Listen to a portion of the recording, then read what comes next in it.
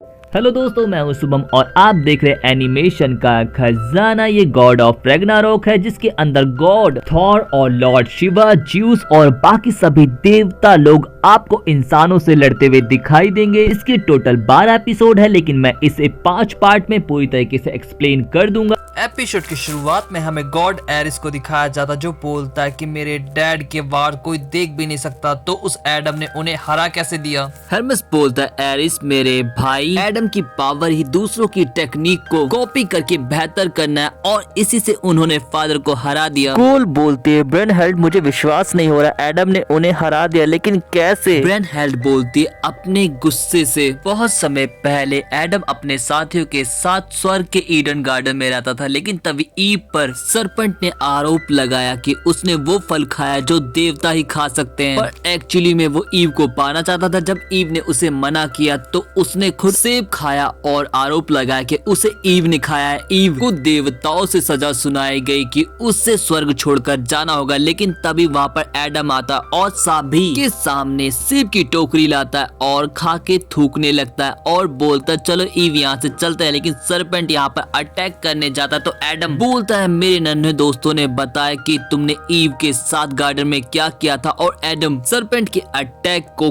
Copy करके serpent को चीर देता और बोलता अब हमें यहाँ से चलना चाहिए ईव, और वो दोनों वहाँ से निकल जाते हैं। प्रेजेंट टाइम में दिखाया जाता है कि ईव अपने बच्चों के साथ एडम को चीयर करने आई होती है। गोल बोलते अब हम बराबरी पे हैं, जिस पर वैन हेल्ड बोलते मुझे विश्वास नहीं हो रहा है, लेकिन तभी ज्यूस उठ खड़ा होता और अपना सर सीधा करते हुए बोलता है बच्चे अब हमारे लिए तुम्हारी आंखों में नफरत नहीं दिखाई दे रही है, जिस पर एडम बोलता है मुझे अपने बच्चों को बचाने के लिए किसी वजह की जरूरत नहीं है। ये सुनकर सभी की आंखों में पानी आ जाते। एडम बोलता मैं तुम्हें पहले भी हरा चुका हूँ और अभी भी हरा सकता हूँ, जिस पर ज्यूस बोलता बच्चे इस बार मैं तुम्हें हल्के में लेकर नहीं चलूंगा, लेकिन तभी वहाँ पर लॉकी आता है। लॉकी बोलता है लास्ट टाइम मैंने ज्यूस को ये रूप लेते हुए तब देखा था जब वो अपने फादर से लड़ा था, इससे तो उसका बाप भी नहीं बच पाया था, तो ये एडम कैसे बच जाएगा। यहाँ पर एडम पर ज्यूस पहला अटैक करते हैं, लेकिन एडम उसे भी कॉपी करके बहुत ही अच्छे से टैकल करता है और एडम को लड़ता हुआ देखकर बेन हेल्ड को शॉक लगता है। वो बोलती है अगर एडम इसी तरीके से डिवाइन पावर यूज करता रहा तो वो वैसे ही मारा जाएगा, जिस पर लॉकी बोलता ज्यूस बहुत चालू है, डिवाइन पावर का इस्तेमाल करा, अगर डिवाइन पावर कोई इंसान इस्तेमाल करता है तो वो ओवर पावर्ड होकर खुद ही मारा जाता है। देखते सबसे पहले किसकी फटती है, लेकिन तभी एडम की आंखों में ज्यूस का खून चला जाता है और एडम अंधा हो जाता है। एडम के अंधे होते ही ज्यूस उस पर जबरदस्त अटैक करता है। सभी लोग बोलते कि हम हार मानते, हमारे फादर को छोड़ दो, और वो एडम पर ज्यूस तभी भी उन पर अटैक करता रहता है। इसी बीच एडम को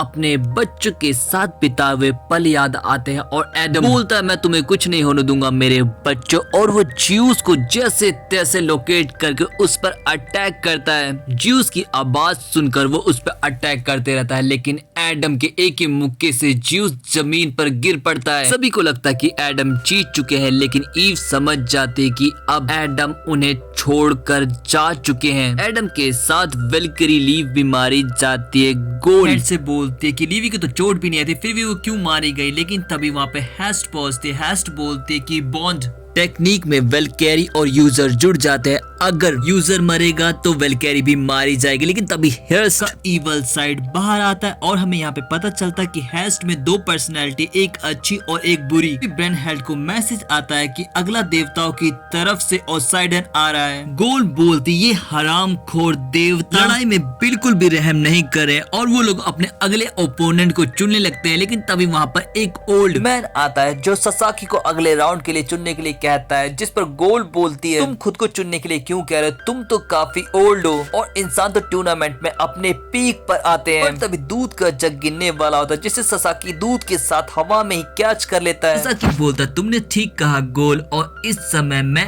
अपनी पावर की पीक पर हूँ। जिसके बाद हमें अगला दिन दिखाया जाता। अगले दिन देवताओं में खुसुर फुसुर हो रही होती है कि अब तो वो इंसान नहीं बचेगा जिसका सामना ओसाइडन से होने वाला है। तभी समुद्र के देवता ज्यूस के बड़े भाई ओसाइडन प्लेग्राउंड में एंटर करते हैं। उनके एंटर करते ही देवताओं में खामोशी छा जाती है। तभी इंसानों की तरफ से ससाकी वहाँ पे आता है। ससाकी को देखकर इंसान बोलते ये बुढ़ऊ क्या देवता से लड़ेगा, लेकिन ससाकी के टीचर्स को उस पर विश्वास होता है कि वो लड़ाई जीत सकता है। एरिस बोलता लो हो गई खत्म जंग, लेकिन तभी ससाकी ओसाइडन पर अटैक करता है, लेकिन ओसाइडन उसे पलक झपकते ही मार देता है। रियल में ऐसा कुछ नहीं हुआ था। तभी हर्मेस कहता है कि ओसाइडन से लड़ने के लिए ससाकी अपने दिमाग में ही टेक्निक्स बना रहा है। गोल बोलते ओसाइडन सभी 12 देवताओं में सबसे खतरनाक देवता है, जिस पर बेनहेल बोलते कि देवता सिर्फ 12 नहीं बल्कि 13 थे। एक को ओसाइडन ने मार दिया, जिसे ओसाइडन ने मारा वो उसका बड़ा भाई एडमस था।